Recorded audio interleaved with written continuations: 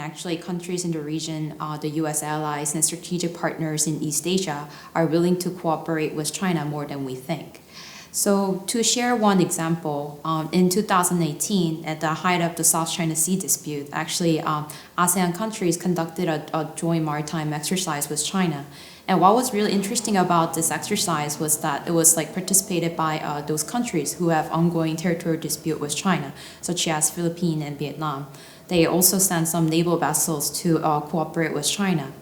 And I found this case very fascinating and started to think whether this is an outlier case or a part of a big systematic pattern that has been overlooked in the region.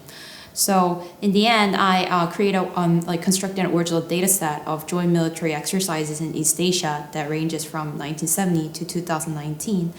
And my key finding and my bottom line is that actually in the last 20 years, the countries in the region have expanded joint military exercise with China over time. Starting from 1970s, up until 1970s to 1990s, there was no joint military exercise with China whatever between China and the countries in the region. But starting from 2000s, where we often say this is a time where China's rise started to intensify, actually countries in the region started to engage with China. So for instance, in the time frame of 2000 to 2010, China had about 14 exercises with the countries in the region. And then from 2010 to 2019, it jumped up to almost 114 exercises with China and the countries in the region, which is a significant increase in short amount of time. And I believe that this is an enduring and overlooked pattern in the region. The first reason being the countries in the region have a preference for addressing uncertainty through trust building. So what is interesting about trust is that if you have a low level of trust with a certain country, even small skirmishes could actually easily escalate into a bigger tension.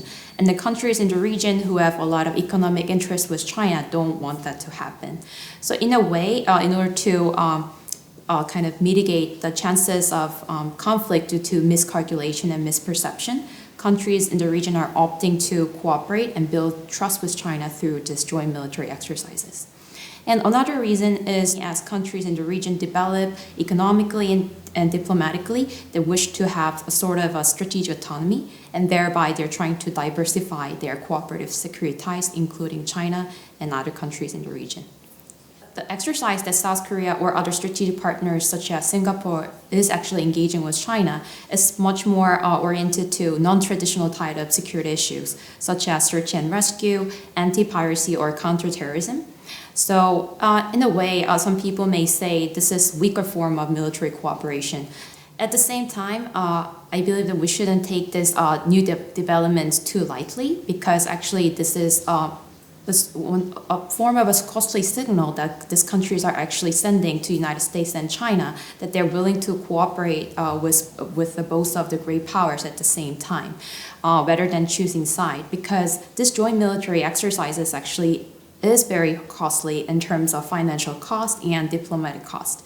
So it involves shipping navies and also paying soldiers to participate in these joint military exercises, but also a bit of a diplomatic cost, because by exercising with China at times, maybe it might bring some unsatisfactory response from the United States, or vice versa. Doing more with the United States also invites some petition from North Korea or China for South Korea. The key implication that arises from my research is that the current US foreign policy, grounded largely on the logic of isolating China, will not get much of a traction within East Asia, given the pattern of security cooperation that is rising in the region.